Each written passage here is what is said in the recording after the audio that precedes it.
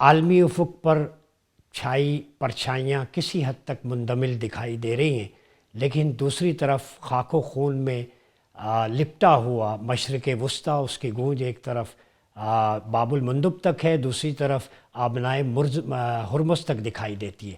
اس کیفیت میں نیگوسیشنز بھی چل رہی ہیں۔ جو روڈ میپ دکھائی دے رہا ہے ہمیں، اس میں پاکستان ایک لیڈنگ پلیئر کے طور پہ ابھر کے سامنے آیا ہے۔ سبز ہلالی پرچم ابھرتا، نکھرتا، دھمکتا، چمکتا دکھائی دیتا ہے۔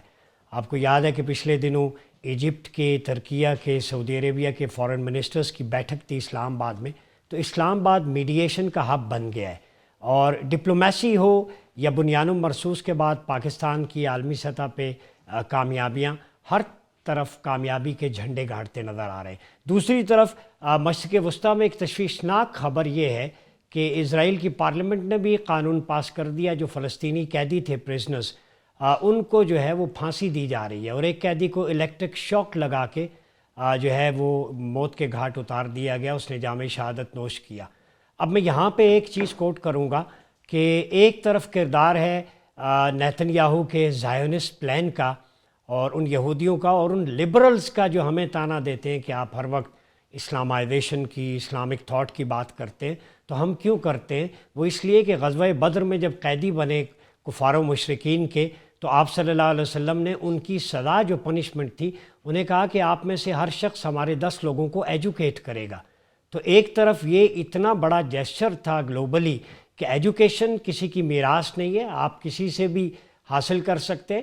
دوسرا اسلام کا ظرف یہ ہے کہ اس میں پنشمنٹ کے طور پر سب سے پہلی سزا ان کی یہ ہوتی ہے کہ وہ ان کو معلم بنا کے سامنے پیش کرتا ہے۔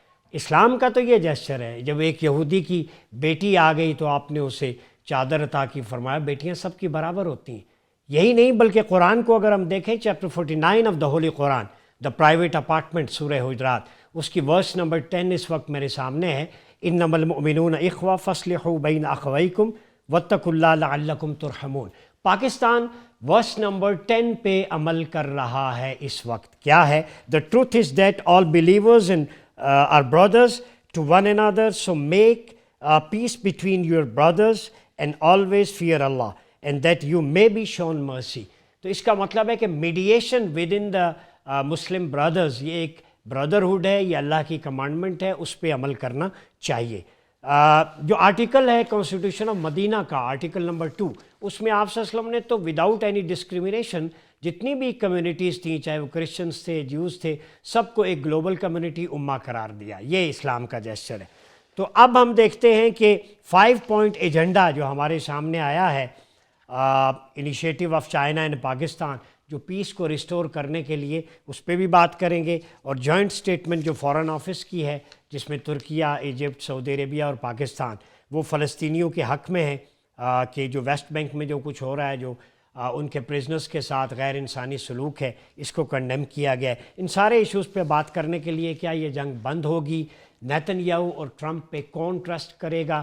ٹرمپ کے آئے دن بدلتے بیانات، تضحیک آمیز رویہ، ان ایتھیکل جیسچرز، کیا کسی ہیڈ آف اسٹیٹ کو یہ زیب دیتے ہیں؟ یہ کس طرف چل پڑا ہے یہ سارا دوراہا؟